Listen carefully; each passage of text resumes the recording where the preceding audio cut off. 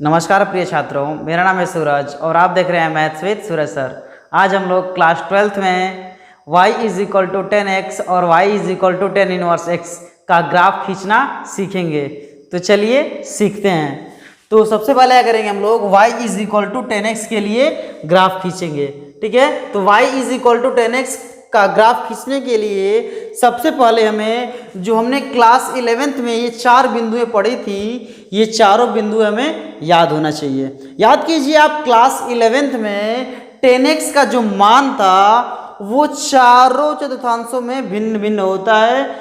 ठीक है, ये आपने पढ़ा था, तो ये आपको याद होना बहुत ही आवश्यक है। यदि आपको ये चारों बिंदुएं याद हैं तो आप ग्राफ आसानी से बना सकते हैं, और यदि आपको ये चारों बिंदुएं नहीं याद हैं तो आपको ग्राफ बनाने में कुछ समस्याएं हो सकती हैं, या फिर हो सकता है कि आपको ग्राफ समझ में ही न आए कि हम ग्राफ कैसे बनाएं, यानी प्रारंभ कहाँ से करें और अंत कहाँ से करें। इसलिए आपको ये चारों बिंदुएं अवश्य याद होनी चाहिए।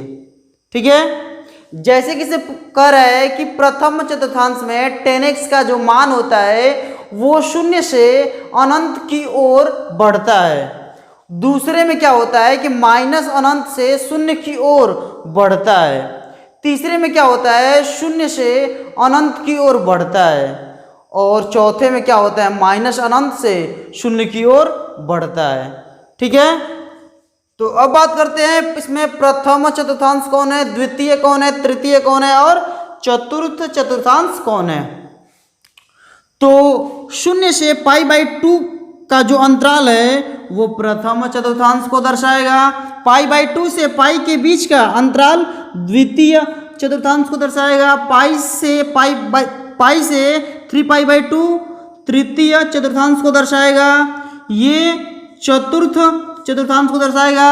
फिर ये प्रथम चतुर्थांश को दर्शाएगा, यानी 2π और 5π/2 प्रथम चतुर्थांश को दर्शाएगा, और ये द्वितीय चतुर्थांश को दर्शाएगा। ठीक है, तो अब ग्राफ खींचना हम लोग प्रारंभ करते हैं। तो इसमें कह रहे हैं पहले में कि शून्य से अनंत की ओर बढ़ता है। तो इससे पहले आप ये ध्यान दीजिएगा कि ये सभी जो डॉटेड लाइन है ये अनंत को दर्शा रही हैं। ये ऊपर वाली सभी बिंदुएं प्लस अनंत को दर्शा रही हैं, और नीचे वाली सभी बिंदुएं माइनस अनंत को दर्शा रही हैं। ठीक है, वैसे तो अनंत को हम नहीं दिखा सकते हैं, नहीं दर्शा सकते हैं, लेकिन हमने एक डॉटेड लाइन से उसको मान लिया है। ठीक है, तो पहले में चलते हैं। पहले में कह रहा है कि शून्य से अनंत की ओर बढ़ता है, यानी कि शून्य से पहला ही ना है, पहला ही है, शून्य से अनंत को क्या होता है, बढ़ता है, यानी कुछ इस तरह से ये ऐसे बढ़ता है, शून्य से अनंत की ओर ऐसे बढ़ता है। ठीक है, फिर अब आते हैं दूसरे में। दूसरे में क्या होता है, माइनस अनंत से शून्य की ओर बढ़ता है। तो माइनस अनंत क्या होगा, ये नीचे वाला होगा।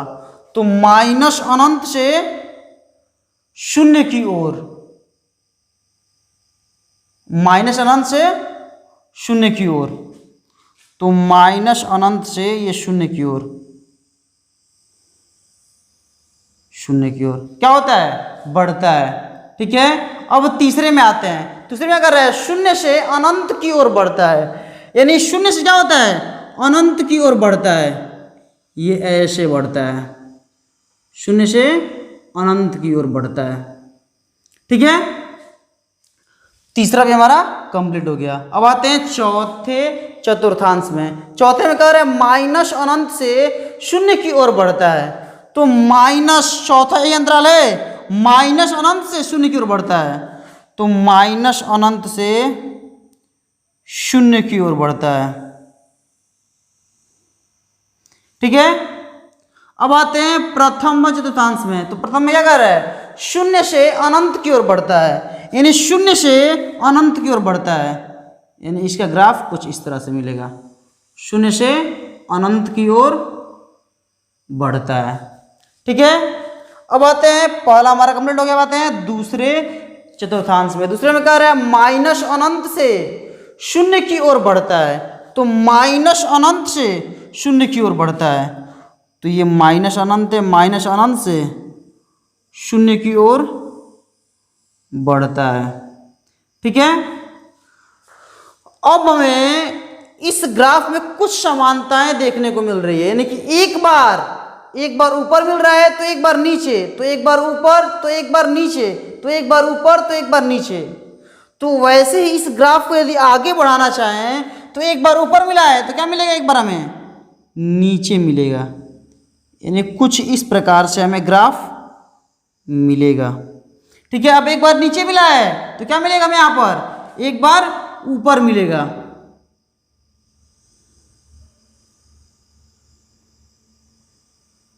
एक बार ऊपर मिला है तो क्या मिलेगा हमें, एक बार नीचे मिलेगा। ठीक है, फिर एक बार नीचे मिला है तो एक बार हमें ऊपर मिलेगा।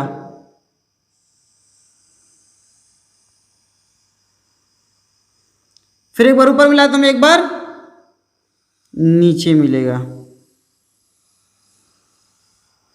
और एक बार नीचे मिला है तो एक बार हमें ऊपर मिलेगा।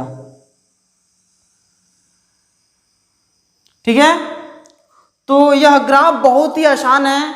यदि आपको ये चारों बिंदुएं यदि आपको याद हैं तो आपके लिए यह ग्राफ बहुत ही आसान है, और यदि आपको यह चारों बिंदुएं नहीं याद होती हैं तो आपके लिए यह ग्राफ बहुत ही कठिन है। जैसे कि लगभग सभी विद्यार्थियों को यह ग्राफ बहुत ही कठिन लगता है, लेकिन यदि आपको ये चारों बिंदुएं याद हैं तो आपके लिए यह ग्राफ बहुत ही आसान है।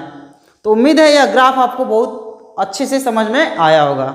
अब क्या करते हैं, हम इस ग्राफ की सहायता से प्रांत और परिसर ज्ञात करते हैं। तो 10x का प्रांत क्या होगा, 10x का प्रांत क्या होगा, यानी वे सभी बिंदुएं जिस पर 10x क्या है, परिभाषित है।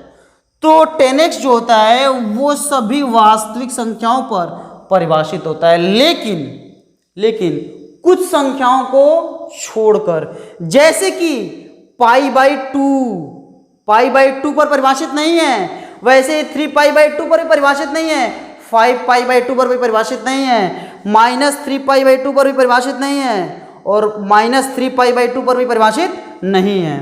तो इन सभी बिंदुओं पर परिभाषित नहीं है, तो इन सभी बिंदुओं को दर्शाना उचित नहीं है, संभव नहीं है। यानी इन सभी बिंदुओं को नहीं लिख सकते हैं, बहुत लंबा सा एक समुच्चय मिलेगा हमें, तो उस लंबे समुच्चय को न लिख के इसे हम एक संकेत के द्वारा लिख देते हैं। जैसे कि लिख देते हैं 2n+1 π/2। ठीक है, तो ये इसका प्रांत हो जाएगा, यानी कि सभी वास्तविक संख्याएं इसकी प्रांत हैं, लेकिन जिस बिंदु पर y = 10x परिभाषित नहीं है वे बिंदु हम नहीं लेंगे, इसलिए क्या कर दिए हैं, r में से उसको हम घटा दिए हैं। ठीक है, अब इसका परिसर क्या होगा, तो y = 10x का परिसर क्या है, सभी वास्तविक संख्याएं, चेक कर लीजिए सभी वास्तविक संख्याएं मिल रही हैं, कोई भी संख्या छूट नहीं रहा है। तो 10x का जो परिसर होगा वो सभी वास्तविक संख्याएं होंगे। ठीक है, उम्मीद है कि यह वीडियो आपको बहुत ही अच्छे से समझ में आया होगा। यदि आपको यह वीडियो पसंद आया है तो इस वीडियो को लाइक कीजिए और हमारे चैनल को सब्सक्राइब कीजिए। अब हम लोग y = 10⁻x का ग्राफ खींचना सीखेंगे। ठीक है, तो चलिए सीखना प्रारंभ करते हैं। जैसे हमारे पास है y = 10⁻x के लिए हमें ग्राफ खींचना है, तो y = 10⁻x का ग्राफ खींचने के लिए आपको ये चारों बिंदुएं हमेशा याद रहनी चाहिए। ठीक है, तो इसी की सहायता से हम ग्राफ खींचेंगे। तो चलिए खींचते हैं। जैसे कि इसमें पहला चतुर्थांश में कह रहा है कि 0 से 10x का जो मान है वो 0 से अनंत की ओर बढ़ता है, दूसरे में माइनस अनंत से 0 की ओर बढ़ता है, तीसरे में 0 से अनंत की ओर बढ़ता है, चौथे में माइनस अनंत से 0 की ओर बढ़ता है। ठीक है, तो अब बात करते हैं इन सभी अंतरालों में प्रथम चतुर्थांश कौन है, द्वितीय कौन है, तृतीय कौन है और चतुर्थांश कौन है। तो ये हमारा प्रथम चतुर्थांश होता है, ये द्वितीय होता है, ये तृतीय होता है और ये चतुर्थ होता है। फिर ये प्रथम, ये द्वितीय होगा। ठीक है, तो चलते हैं पहले प्रथम चतुर्थांश में। प्रथम में कह रहा है कि शून्य से अनंत की ओर बढ़ता है, यानी 10x का जो मान होता है वो शून्य से क्या होता है, अनंत की ओर बढ़ता है। तो शून्य से अनंत की ओर बढ़ता है, तो ये सभी बिंदुएं प्लस अनंत को दर्शा रही हैं और ये सभी बिंदुएं माइनस अनंत को दर्शा रही हैं। ठीक है, तो शून्य से कहाँ तक बढ़ रहा है, प्लस अनंत की ओर बढ़ रहा है। तो ये शून्य से ये अनंत की ओर बढ़ रहा है ऐसे। ठीक है, फिर चलते हैं अब दूसरे चतुर्थांश में। दूसरे में कह रहा है माइनस अनंत से शून्य की ओर बढ़ता है। तो माइनस अनंत मीन्स ये वाला, तो माइनस अनंत से शून्य की ओर बढ़ रहा है, माइनस अनंत से शून्य की ओर बढ़ रहा है।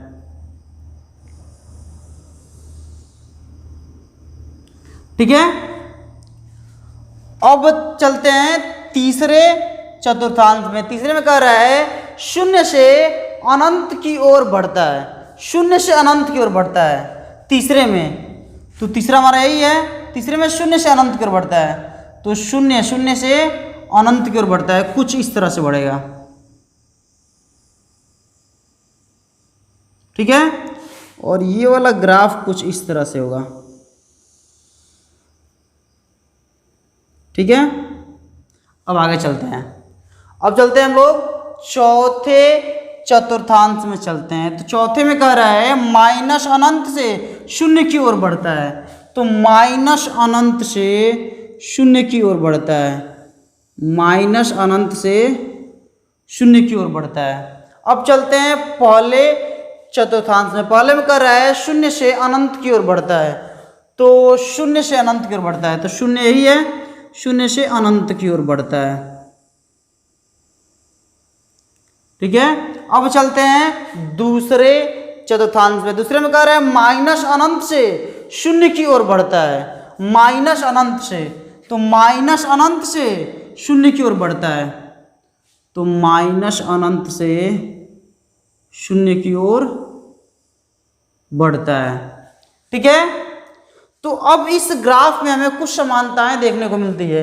एक बार दायां है, एक बार बायां है तो एक बार दायां, फिर एक बार बायां तो एक बार दायां, फिर एक बार बायां होगा तो फिर एक बार दायां होगा।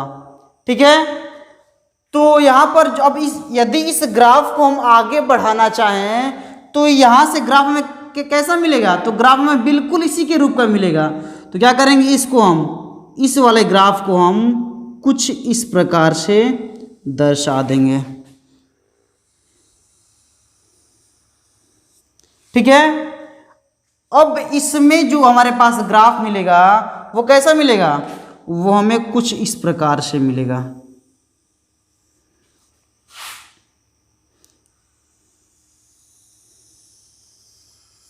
ठीक है, अब इसमें हमारे पास ग्राफ कैसा मिलेगा, तो इसमें हमारे पास ग्राफ कुछ इस प्रकार से मिलेगा। ठीक है, तो यह ग्राफ बहुत ही आसान है। यदि आपको ये चारों बिंदुएं याद रहती हैं तो आप यह ग्राफ बहुत ही आसानी से बना सकते हैं। और यदि आपको ये चारों बिंदुएं नहीं याद होती हैं तो आपको tan इनवर्स x का ग्राफ बनाने में बहुत सी समस्याएं हो सकती हैं। ठीक है, तो उम्मीद है कि यह ग्राफ आपको समझ में आया होगा। अब क्या करते हैं, अब इस ग्राफ की सहायता से हम लोग tan इनवर्स x का प्रांत और परिसर ज्ञात करेंगे। तो tan इनवर्स x का प्रांत और परिसर क्या होगा, तो tan इनवर्स x का प्रांत और परिसर, प्रांत को हम लोग डोमेन भी कहते हैं और परिसर को हम लोग रेंज भी कहते हैं।